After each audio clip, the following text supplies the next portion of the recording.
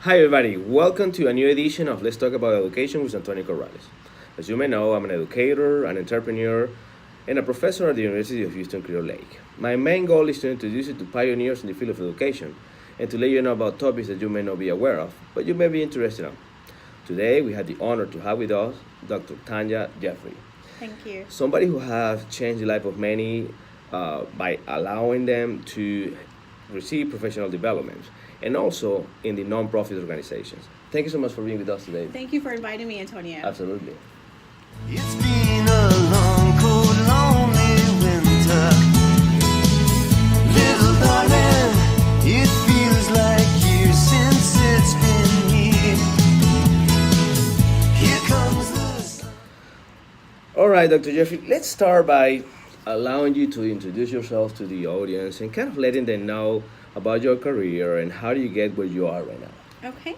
Well, I'll start back. My career in education actually began about 20 years ago. I'm a former health education specialist, Oh, okay. and I worked for almost 10 years at the University of Texas MD Anderson Cancer Center. There, I put on community programs and events. I spoke on the phone with cancer patients and their family members, and also I put on the new patient orientation programs for new cancer patients. That's where I found my passion for education. The patients shared with me that they felt comfortable talking with me. They felt welcome to the university, and they asked me how long had I been teaching. And so that's I've always had a bug for teaching and educating. And so that's when I thought, let me really consider a career in education and teaching. And so I switched gears and became a science teacher. Okay. And so my background is a middle school science teacher in Houston ISD. Okay. I taught 6th, 7th, and 8th grade. I was also a science department chair there. I was also responsible for the math and science club because I have a love of science. And from there, okay, so in my role as a middle school science teacher, I worked at a Title I school. Okay. It was a school that was had underserved and underrepresented students, Okay. and they just wanted to learn. And so I found myself engaging the kids, really interacting with them, and found that this is really my passion. Okay. I had students that were really, some teachers would label as hard to teach. In my classroom, they would produce, they Okay. worked, and they felt they were excited about learning. And so others saw my love of teaching students. Other teachers came to observe my classrooms. Okay. And so from that point, I became a mentor Okay. of new science teachers. Okay. I love that. I love providing, I would go to conferences because I was always looking for new strategies and new ways of reaching my students. And from there, I would share that information with other teachers. And from there, my love of providing professional development evolved. Interesting. So you have like two different career paths that motivated you to be an educator. You went at the health Yes. sector, and then you want to start developing education to adults. Right. Awesome. Also now, so I guess that leads us to the next question. Why do you feel so passionate about professional development and helping educators getting better? What is it that motivates you to like that side of education that much?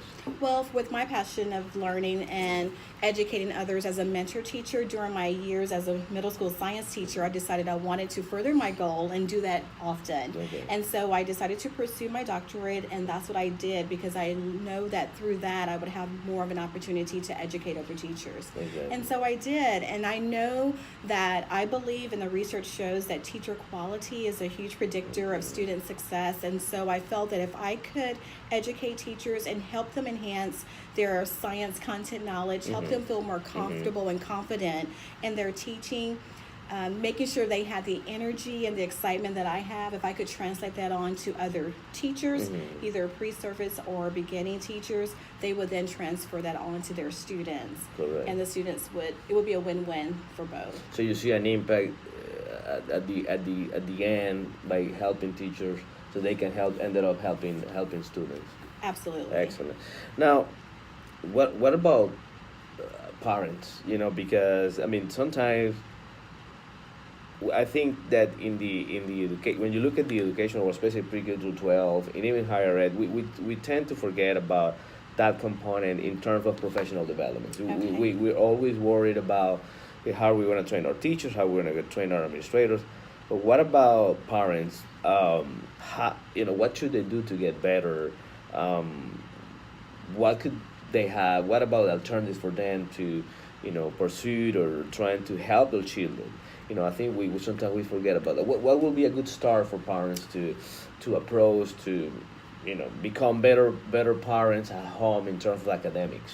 Okay, well, I do believe, just as I believe teacher quality is a huge predictor of student success, I also believe parental involvement is another huge predictor of student success. So that couple, teacher quality and parental involvement, and I believe that begins with the teacher extending that invitation at the very beginning of the school year. When school begins, when schools have the back to school night, I believe would be so beneficial for teachers to have activities and events already outlined and planned for parents on that first night that they meet and engage with that parent, and to have a list of activities where they can sign up on the spot, and that already engages families and parents, because many times some families just will not take that first step. They may not feel comfortable approaching the teacher. Correct. And so it's up to educators as teachers to make the families and parents feel welcome.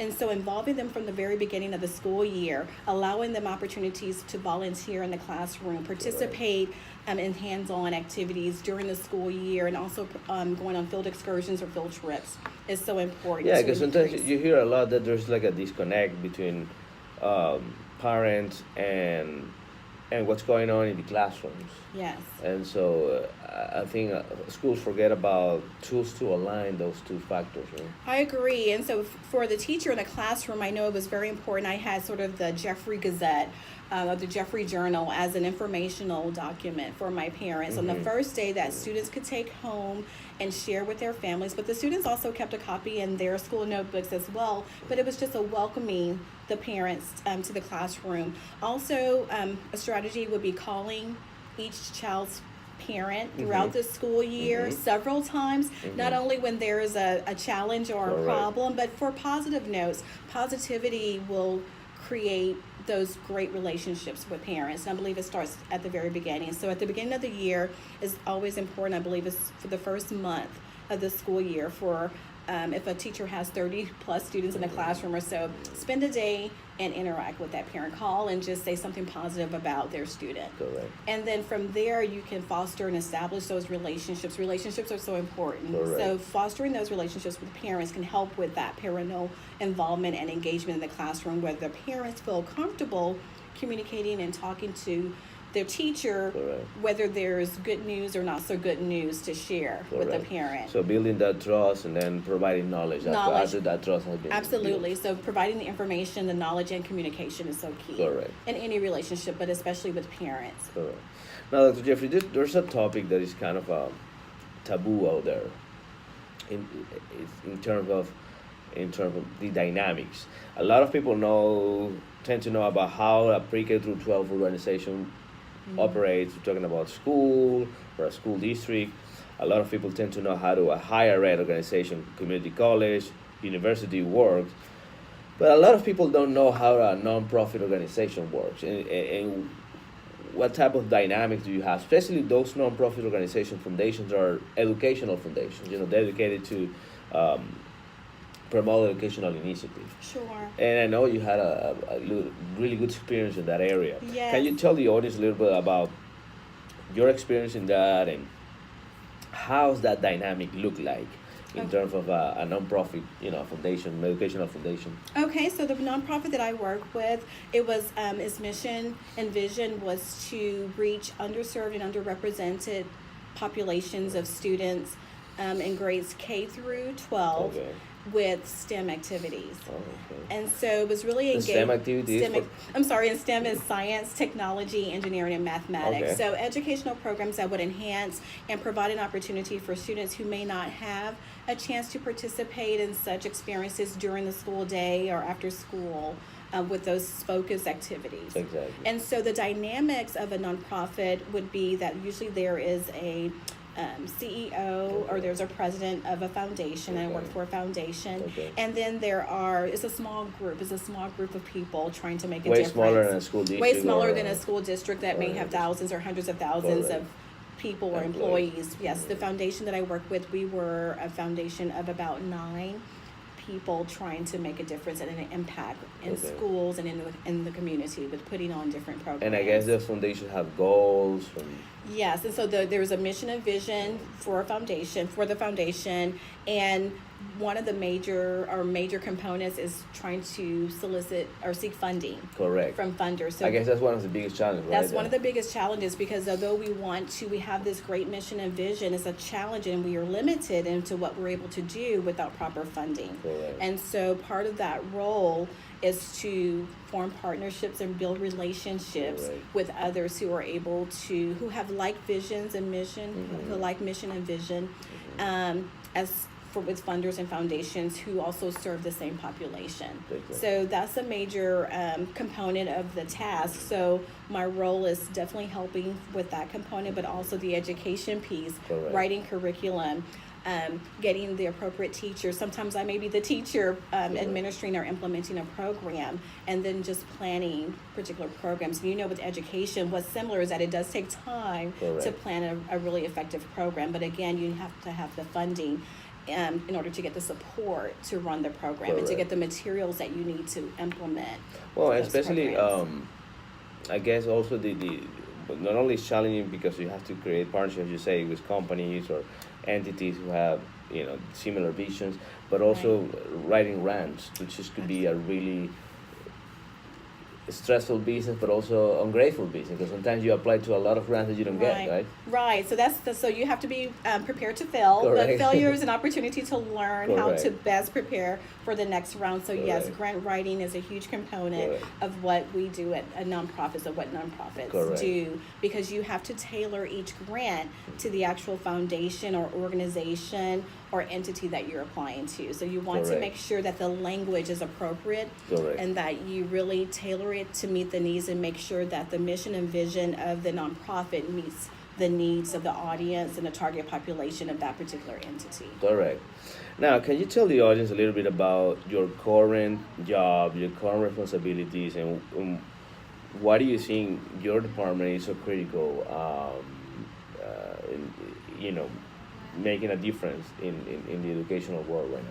Yes, well, I'm so thrilled with my new role as director of the Center for Educational Programs here at UHC Clear Lake. I was saying UHCL. And I believe that our center is sort of the front door to the College of Education. My role is to foster relationships, sustainable relationships and partnerships with school districts, community organizations, and business and industry. And so I'm so excited with I believe this new role is a great synthesis of my past 10 plus years working in higher education, as a teacher, working in higher education as a professor, and also at the nonprofit organization. Is a great culmination of all of my experiences that will prepare me and allow me to be strategic in forming those partnerships. So at the University of Houston Clear Lake, so your department basically is in charge of providing professional developments in different areas, leadership, curriculum, counseling, teaching to variety school districts. Yes, and also we're responsible, with everything you said, and also with community engagement. We want to let the community know that we're here, we're the College of Education, we're here to support you and support the needs of the community as well as the school districts and industry in the surrounding area. So my challenge and my role, my initiative is to get out there, get into the community, let people know we're here, we're part of the community, and we want to see how we can support each other with our various initiatives. And so that's what I'm ready to Fantastic. Now, talking about parents and talking about educators in general again, especially administrators who may be looking at us right now, what major recommendations you can give them to administrators and educators in general looking to improve their skills to reach their academic goals? What will be their steps to follow? There's a lot of there's a lot of debate out there in terms of professional development, and the old school professional development type of thing used to be, okay, we're gonna give you a lot of information today, and then you're on your own taking care Yes. of that. And you and I know that that has changed a little bit, and I think Yes. you're trying to change that mentality in some way in your organization. So what recommendations would you give administrators and educators out there looking at us right now, looking to reach their academic goals by improving their capacity internally? Okay, well, that's a really great question, and I'll try to answer all parts. For educators, as an educator myself, first a teacher, then professor, and now an administrator or director of the center, I believe that we are lifelong learners. So I believe the goal of always looking for ways to improve ourselves. There's always room for improvement in whatever role we serve. So seeking professional development, that's not only the one time or one shot, doesn't work. Research shows that may not be as effective. So offering what the center wants to do, what I want to do is offer professional. Okay, so when you talk about ongoing, what does it mean in practical terms for those listening to us right now? I want people to know that when you take part in an ongoing professional development, we may start the session with a face-to-face half-day or full-day session. Okay. However, I'm looking to utilize more technology, so we're thinking of following up sessions or professional development opportunities with webinars, but somehow to keep everyone engaged in the conversation so that it's not a one-stop professional development and we leave you alone. Which I feel it makes more sense because you're literally adjusting the professional development to the learning course of every individual. It's not people expected to learn everything at one shot. Kind of be, and it's hard to do realistic. that. It's not realistic, and so I believe that once we can have everyone together, we can then develop or create those professional learning communities that can continue on outside of that professional development realm.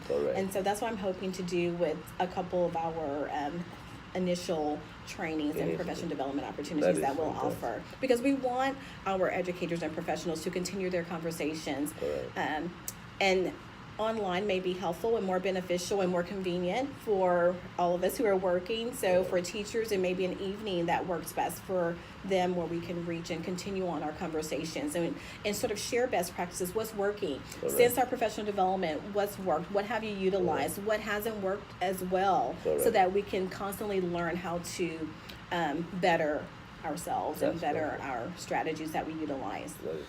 So Dr. Jeffrey, specifically about the services that you provide in the center, can you talk a little bit about that? I know we talked about ongoing professional development, but what specific services you offer from the center at the University of Houston Clear Lake? Okay, thank you. We do offer a lot of services. We offer, of course, the professional development that we discussed earlier, but we also do offer, we put on a Kids U summer camp program. So it's kids at the university for kids in K through 12, from topics that range from literacy, science, math, technology. We also will be offering a STEM summer camp for middle school kids for rising 6th, 7th, and 8th graders this summer. We also host a variety of physics seminars on Mondays, and then also we offer reading tutoring for kids. So it's a variety of programs that we offer for kids in K-12, for professional development for teachers, educational leaders, counselors, and then we're hoping to offer more opportunities for the community. That's fantastic. So Dr. Jeffrey, in terms of specific recommendations, because what can you tell special administrators and school leaders out there in terms of professional development and reaching their goals? Okay, well, I would say that's a really great question. I would say, first of all, that there is no recipe that fits all, because every school, every district, every campus have different needs. And so for administrators, I would say that we will work with you with conducting a needs assessment. The administrators mostly know the needs of their school campuses, and so we would work with you as a partner. We work together as a team to help address the needs of your school campus or your district, and we will connect you with the right people to help with addressing that need, and so that your campus, your school, your district can be successful. So we want you to reach out to us to let us know what your needs are so that we can know how to best approach. Correct. and It's how not. to It's not a standard recipe for It's everybody. not a standard recipe for everyone, because you may have District A who has one need and then District B with a different need, although the overarching topic or theme could be the same. The Maybe the need, same. For example, balanced literacy may be an issue for both districts, but Absolutely. District A may need a specific variations based on their needs. based on their needs, based on their school environment That's and their perfect. school campus. So That's so we good, want to yeah. help all school campuses be successful. And so we're here, and we want to just spread that message that we're here to help support the schools, the administrators, and the teachers in any way that we can, so that everyone's successful. And when the kids are successful, we're all successful, because That is that's why we're here. That is fantastic. Well, I want to thank you one more time, Dr. Jeffrey, for being here with us. Thank and you. I want to thank our audience for listening to us today. Remember that with this video and many more are at Antonio Corrales and YouTube channel, and Let's Talk About Education with Antonio Corrales, and also on StarlingEvaluationAssessment.com. Stay tuned and see you next time. Bye-bye.